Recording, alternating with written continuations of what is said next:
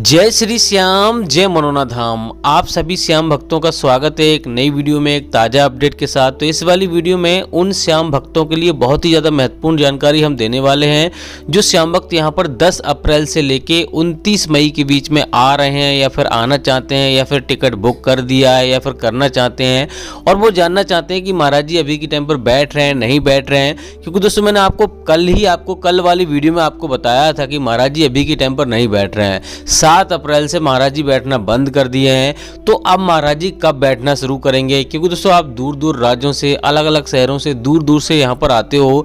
अगर आपको महाराज जी ना मिले तो यहाँ पर आपका समय भी बर्बाद होगा, पैसा भी बर्बाद होगा। आपको ऐसे ही आप निराश होकर आपको यहाँ पे जाना पड़ेगा। तो आपको जानना जरूरी है कि महाराज जी कब से बैठना शुरू करेंगे और कब तक बैठेंगे, कौन कौन से धाम पर बैठते हैं, कौन कौन से धाम पर नहीं बैठते हैं, और इसके साथ साथ महाराज जी कौन कौन सी बीमारियां देखते हैं, कौन कौन सी बीमारियां नहीं देखते हैं। अगर आपको ये भी नहीं मालूम होगा तो भी महाराज जी ने आपको अगर मना कर दिया तो आपको आना व्यर्थ है। और दोस्तों यहाँ पर सबसे महत्वपूर्ण सवाल ये है कि यहाँ आने से पहले आपको क्या क्या सावधानी आपको बरतनी है जिससे कि आपकी अर्जी पहली बार में ही स्वीकार हो जाए।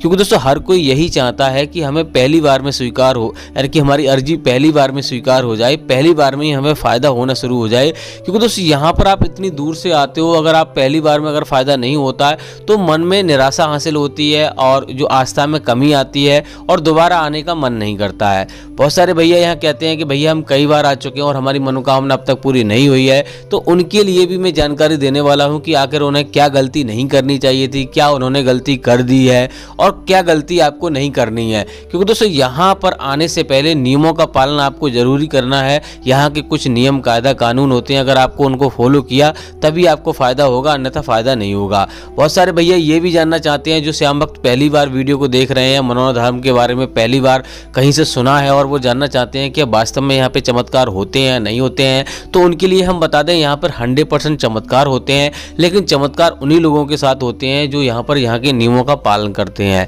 और दोस्तों यहाँ पर अगर आप पहली बार आ रहे हो, किसी मरीज को लेकर आ रहे हो जो यहाँ आने में सक्षम नहीं है, तो उसको क्या करना है, उसको कैसे यहाँ पर अर्जी स्वीकार करानी है और यहाँ पे श्याम जल आपको कैसे पीना है। और दोस्तों यहाँ पर आपको ऑनलाइन टोकन कैसे लेना है जिससे कि आपको भीड़ का सामना ना करना पड़े, लाइन में ना लगना पड़े।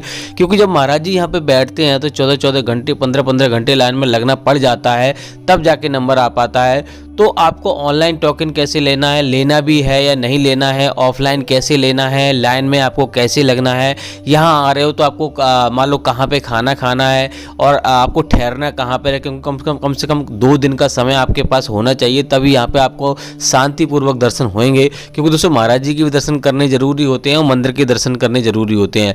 जो श्याम भक्त यहाँ पर मंदिर के दर्शन करे यानी कि किए बिना चले जाते हैं, उनकी भी यहाँ पे अर्जी स्वीकार नहीं होती है। इस बात का भी आपको विशेष ध्यान रखना है। तो चलिए दोस्तों यहाँ पे सबसे पहला तो हम आपको बता देते हैं आखिर ये चमत्कारी धाम पड़ता कहाँ पर है। देखो दोस्तों ये चमत्कारी धाम उत्तर प्रदेश राज्य के बरेली जिला में पड़ता है। गांव का नाम है मनोना, जिले का नाम है बरेली और तहसील का नाम है आंवला। तो किसी भी राज्य से, किसी भी शहर से, जिससे भी आप आ रहे हो, चाहे ट्रेन से आ रहे हो, चाहे अपनी सवारी से आ रहे हो, सबसे पहले बरेली आना होता है। बरेली एक बहुत बड़ा जिला है, मंडल है और स्टेशन भी है। तो आपको हर जगह से ट्रेन अवेलेबल आपको मिल जाएगी। बरेली से मनोना धाम की जो दूरी है लगभग 30 से 35 किलोमीटर की दूरी है। तो आपको ट्रेन भी मिल जाएगी, लोकल ट्रेन चलती है जो कि 9 बजे बन के चलती है और 9:50 पे आंवला छोड़ देती है। और दोस्तों रोडवेज बस से अगर आप आओगे तो उससे भी आ सकते हो, 70 से 80 रुपये का किराया लगता है। टैक्सी वगैरह भी आपको मिल जाएंगी जो 500-600 रुपये में आपको यहाँ छोड़ देगी। बात करते हैं यहाँ पर मनोना धाम आने से पहले अपने घर से आपको कौन सी सावधानी आपको बरतनी है जिससे कि आपकी अर्जी पहली बार में स्वीकार हो जाए। क्योंकि अगर आपने वही गलती कर दी तो आपको यहाँ पर फ़ायदा नहीं होगा। मैं आपको लिख के दे रहा हूँ क्योंकि यहाँ पर ज़्यादा से ज़्यादा लोग ऐसी गलती कर देते हैं। देखो दोस्तों घर से अगर आप चल रहे हो तो आपको एक बात का विशेष ध्यान रखना है, आपके मन में ऐसा विचार बिल्कुल भी नहीं आना चाहिए कि यहाँ पर हमारी मनोकामना पूरी होगी या नहीं होगी। अगर आपको विश्वास नहीं है खाटू श्याम भगवान पर, महाराज जी पर विश्वास नहीं है तो आपको आने की ज़रूरत नहीं है। आपको कोई ज़बरदस्ती नहीं है कि यहाँ पर आपको बुलाया जा रहा है।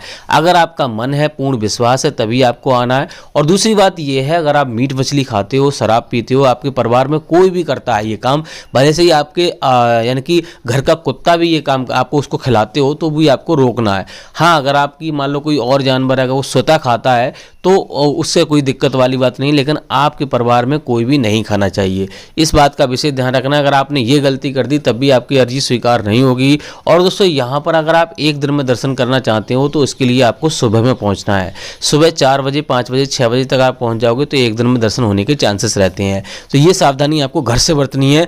बाकी दोस्तों मनोना धाम आकर बहुत सारी सावधानियाँ होती हैं, वो आगे वीडियो में बताऊँगा। पहले तो बात करते हैं यहाँ पे सबसे पहले क्या काम करना होता है जिससे कि आपकी अर्जी स्वीकार हो जाए। देखो दोस्तों, यहाँ पर सबसे पहले आपको श्याम जल की बोतल आपको खरीदनी होती है, लेकिन उससे पहले आपको स्नान करना होता है। स्नान करने के लिए जगह जगह बाथरूम बने हुए हैं, आराम से आप नहा सकते हो, कोई दिक्कत वाली बात नहीं है। उसके बाद आपको श्याम जल की बोतल आपको छोटे वाले मंदिर के जस्ट बगल में आपको मिल जाएगी, वहाँ से आपको खरीद लेनी है। उसके बाद दोस्तों आपको करना क्या है, यहाँ पे प्रसाद खरीदना होता है जो कि 51-101 रुपये का मिल जाएगा, बहुत सारी दुकानें मिल जाएंगी।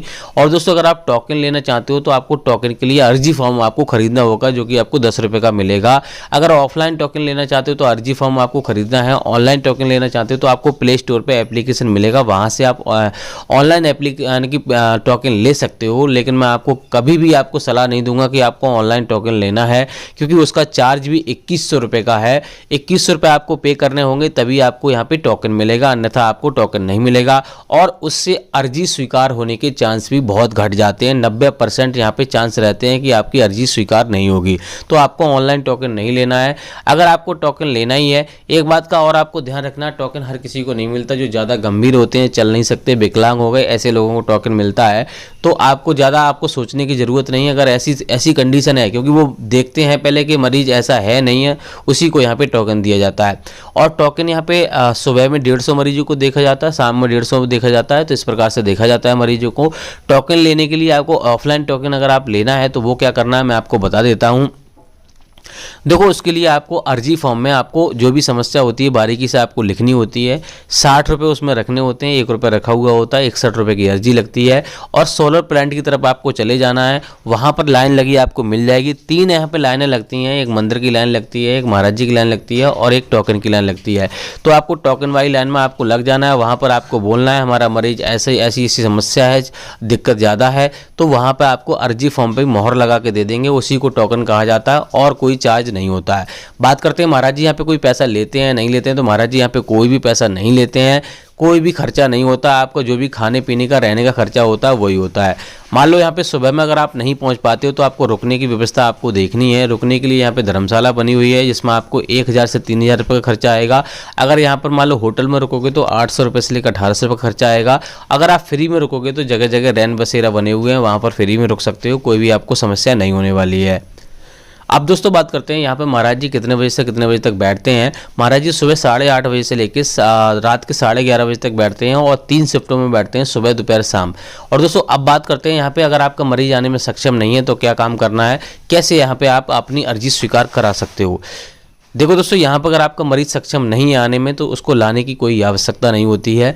उसका फ़ोटो साथ में ले आइए और किसी स्वस्थ व्यक्ति को यहाँ पे भेज दिए, भले से आपके परिवार का हो, रिश्तेदार हो, दोस्त हो, कोई भी हो, यहाँ पे आ सकता है। और यहाँ पर प्रॉपर लाइन में लगकर सारे नियमों का फॉलो कर यहाँ पर महाराज जी को फ़ोटो दिखाना है और आशीर्वाद लेना है। श्याम जल पड़वा के घर के लेके जाना है और सुबह 4:30 बजे से लेकर 11:55 से पहले आपको श्याम जल का सेवन करना है सभी को, जो भी यहाँ पर आते हैं। और कभी भी गैप नहीं करना है, इस बात का भी विशेष ध्यान रखना है। और आपके मन में ऐसा कभी भी विचार यहाँ आने से पहले नहीं होना चाहिए कि यहाँ पे हम इतना पैसा चढ़ा देंगे, ऐसा कर देंगे, हमारी अर्जी स्वीकार करा दीजिए। लालच आपको नहीं देना है और ना ही लालच आपको करना है। और यहाँ से श्याम जल लेके जा रहे हो तो कभी रास्ते में आपको रुकना नहीं है, सीधे अपने घर जाना है। किसी रिश्तेदारी या फिर तीसरे स्थान पर आपको नहीं रुकना है। श्याम जल आपको लेके जा रहे हो तो ट्रेन में कहीं पे ऐसी जगह पैरों के तले आपको नहीं रखना है जहाँ से कि वो खंडित हो जाए, फिर मत कहना भैया हमें बताया नहीं। और दोस्तों बात करते हैं यहाँ पर आपको और कौन कौन सी सावधानी आपको बरतनी है। यहाँ पे मंदिर के दर्शन आपको जरूर करने हैं, मैंने आपको शुरू में ही आपको बताया था। ऐसा नहीं है कि बहुत सारे भैया क्या करते हैं, यहाँ पर 2-3 बार आए और श्याम जल लेके चले जाते हैं और मंदिर के दर्शन छोड़ देते हैं, क्योंकि जो भी कार्य होते हैं यहाँ पे खाटू श्याम भगवान की कृपा से होते हैं। मैं आपको बता दूं महाराज जी हर एक प्रकार की बीमारी, हर एक प्रकार की समस्या देखते हैं, तो आप निश्चिंत होकर यहाँ पर आ सकते हैं, क्योंकि यहाँ पे कोई डॉक्टरी इलाज नहीं होता है, यहाँ पर खाटू श्याम भगवान की कृपा होती है। बाकी दोस्तों बात करते हैं महाराज जी कौन कौन से धाम पर बैठते हैं, कौन कौन से धाम पर नहीं बैठते हैं। महाराज जी वेडनेसडे और ट्यूसडे को, मंगल और बुधवार को धाम पर नहीं बैठते हैं, लेकिन ये दिन चेंज होते रहते हैं। तो आने से पहले या फिर डेली हमारी वीडियो आप देखते रहिए। चैनल पे नहीं तो चैनल को सब्सक्राइब करके रखिए। हो सकता है ये दिन महाराज जी कल चेंज कर दें, तो चेंज होते रहते हैं, कभी बृहस्पति को मना कर देते हैं। अभी फिलहाल टाइम है कि वेडनेसडे और ट्यूसडे को नहीं बैठते हैं। बाकी दोस्तों महाराज जी मैंने आपको बता दिया कि महाराज जी अभी के टाइम पर नहीं बैठ रहे हैं।